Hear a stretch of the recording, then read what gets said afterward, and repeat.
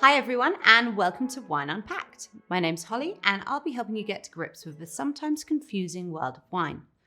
Each month we'll be sending you a pack with 6 carefully chosen samples of amazing wines for you to taste, along with handy video tutorials to help you understand all the different concepts. To help you prepare for your course, we wanted to send you this pre-packed mini lesson as a little welcome gift to say hello and to help you start honing your wine senses. Don't worry, we'll cover all this again as we go through each lesson. Just try to find 10 minutes to go through this video at some point before you start the course. You could even do it right before your main tasting.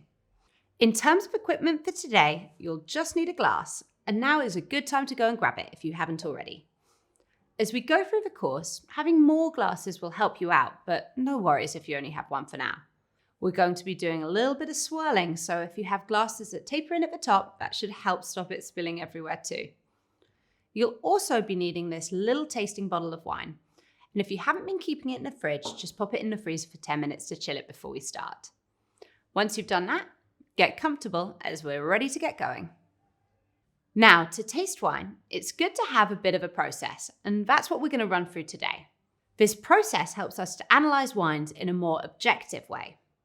Different people like different things, so if we just compare based on personal preference, it doesn't really get us very far. Think of it like this. My favourite wines are light, acidic white wines, and I'm way less keen on big, bold, rich reds, whereas you might be the complete opposite. If you asked me for the best wine, I'd give you a light acidic white, but if you're expecting a big, rich red, you wouldn't be very happy.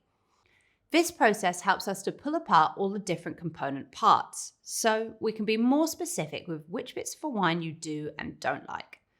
This gives you the info you need to help a sommelier or a wine shop steer you in the right direction.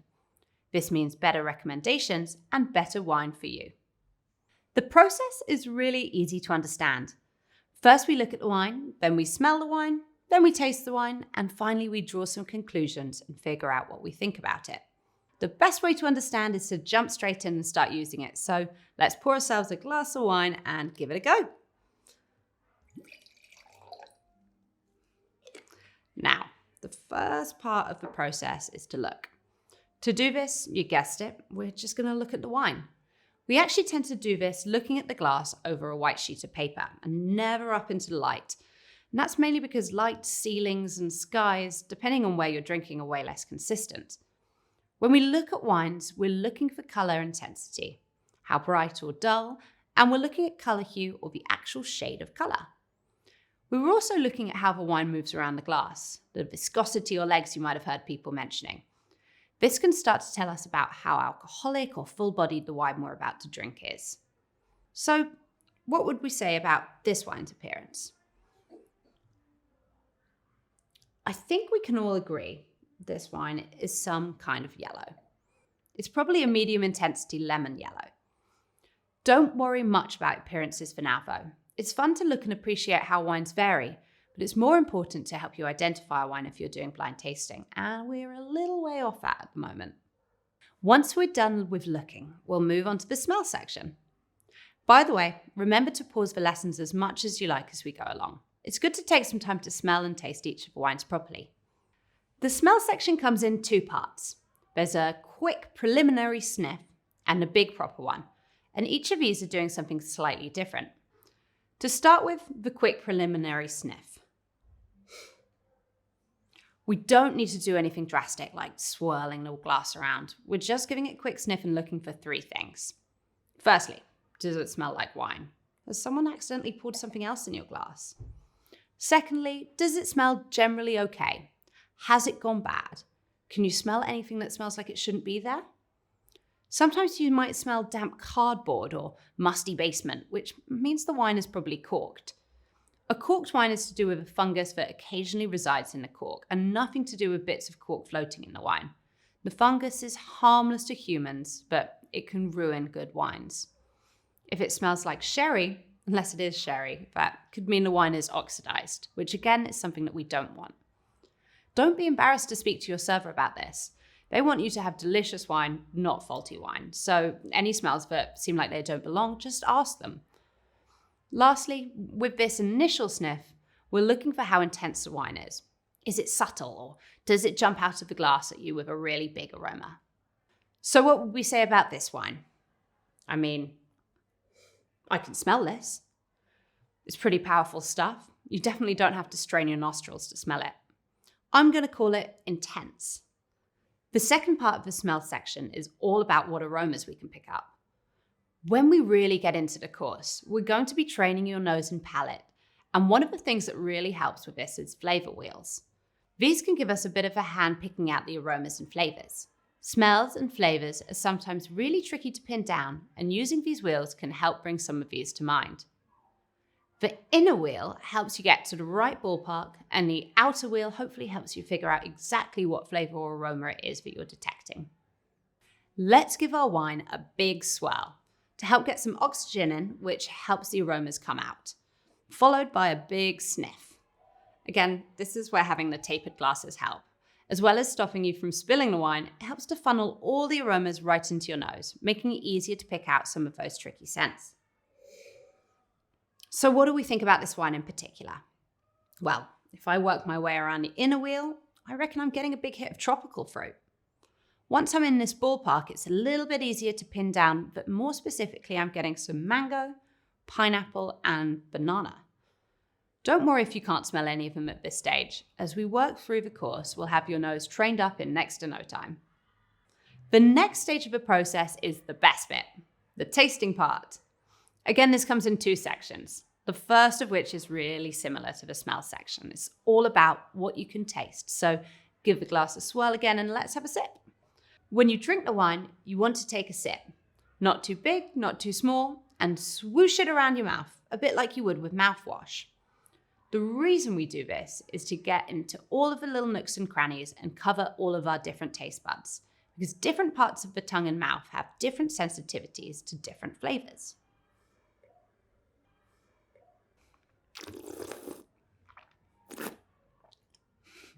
So, what can you taste? I get some of that tropical fruit we could smell, and that's because a big part of what we taste is actually dictated by our sense of smell. We should usually taste the same things we can smell, but some people find it easier to pick up on smells and others on taste. As well as that tropical fruit, I'm getting a little bit of vanilla, which comes from the oak barrel this wine is made in. The next part of the taste section is all about flavor characteristics. These aren't actual flavors, more like component parts of how the wine feels and tastes in your mouth. First up, we have body. This is all about how thick and heavy the wine is. A good way to think about body is to think about milk. Skimmed milk is really thin and watery. If that was the wine, we would say it was light-bodied, whereas full-fat milk is heavy and thick, and that'd be more like a full-bodied wine. This wine has definitely got some body to it. I think we could safely put it in the full-bodied category. Next up, we have tannins. These are a chemical compound that comes from the skins and pips of the grapes. They actually don't appear too much in white wine, so we shouldn't be tasting them with this wine. We'll come onto them a little bit more when we look at some red wines during our other lessons. The easiest way to describe them is the sensation you get when you drink a cup of black tea. The drying feeling on your tongue is because of the tannins. These compounds are literally binding to your saliva, which is what dries your mouth out. It sometimes feels a little bit like they're getting stuck in your teeth. After tannin comes sweetness. Sweetness is all about how much sugar is left in the wine once the winemaking process and fermentation have finished. This wine is a dry wine, and that means there's very little sugar left in it. This is one area that can be a little bit tricky, because even though we're smelling tropical fruit, pineapples and mangoes, fruits you'd normally associate with sweetness, there isn't actually very much sugar in this wine at all. Over time, we'll help you to tell how fruitiness levels and sweetness are actually very different things when it comes to a wine, and learn how to pick them apart. Lastly, we move on to acidity. Similar to sweetness, this is a measure of the actual acidity in the wine. But all wine is acidic, so how do we know whether it's high acidity or low without actually using litmus paper? Well, think about the bits towards the back of your tongue that would normally fire up if you're eating or drinking something acidic. This is your mouth getting ready to neutralize the acid with saliva, which is alkaline. The parts of your tongue that fire up towards the back will be the bits that feel like they're working really hard if you're drinking acidic wine. Now, this wine is quite acidic. You should feel your acidity receptors firing up. We'll call this medium acidity. Once we've worked through and had a think about the other sections, look, smell, and taste, we then need to draw some conclusions about the wine. Again, in the same way that everyone has different tastes, all wines are different, so we need a set of rules to help us inform whether or not this wine is good or not in a slightly more objective way. Some wines are really acidic and others aren't. Acidity in wine isn't necessarily a good or a bad thing. It's all about the type of wine that you're drinking and how it works with the other elements. If you have lots of sugar in your dessert wine, that's great. Where if you had a really sweet wine to go with your grilled fish, that's probably not so nice. We draw up our conclusions using a checklist, so we can go through to see if a wine is any good or not. We look at intensity, complexity, balance, and finish. If a wine scores well against each of these, it's a really great wine. If it doesn't, then we probably say it's not so good. Intensity is about how easy it is to identify the aromas and flavours and how concentrated those flavours are. We said that it had quite an intense smell when we gave it the initial sniff, and also picked out some big concentrated tropical fruit flavours, so I think we'd score it quite highly in that regard. Next up with complexity, this is all about the number of different things we can smell. Is it all fairly obvious stuff that you'd expect to be in a wine, like fruit flavours, or is there anything else more unusual happening? Well, we got the fruit flavours up front, and we also picked out a touch of vanilla from the oak. We didn't start drawing wild comparisons to anything like petrol or obscure herbs and spices, so I think we'd probably say it's a medium as far as complexity is concerned. Balance is all about the interplay between different flavours. If you have a wine that's highly acidic, that needs to be balanced by some other things as well, or it's just going to taste like you're drinking vinegar or lemon juice. Likewise, if you have a really strong, intense fruit flavour and a really full body, that might be a bit much without a nice bit of acidity to freshen it all up. We'd say that this wine has that nice acidic streak coming through, which helps to balance those intense flavours and full body, but perhaps could do with a touch more of it. Lastly, we come on to finish, and this is all about how long the flavours linger once you've taken a sip and whether the flavour it leaves is pleasant or not. If the taste hangs around for over 20 seconds, this is a decent finish, but some fantastic wines can last for a minute or more. Some wines have a long finish, but with a quite unpleasant taste. Despite the length, we'd probably not describe this as a good finish. This wine has an okay finish.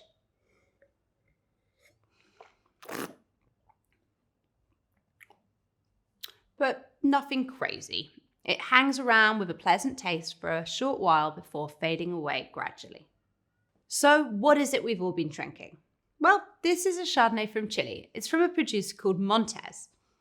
The region it comes from in Chile is warm, which leads to the rich tropical fruit flavours. But Chardonnay as a grape is quite acidic, and some of the cool breezes that blow into this region from the sea help to keep that acidity in the wine, which is what's helping to balance it out. Hopefully that's helped to give you a bit of a warm-up and start to understand some of the key wine terminology we'll be using as we go along. Don't worry if you're a bit stumped with some of these concepts. It can take a little bit of time to get your head around, and we'll go into more detail about them as we move into the main course, and over time your nose and palate will develop as well. That's all for today, but we can't wait to see you for your first lesson really soon. And if you need anything in the meantime, just drop us a note. Bye for now.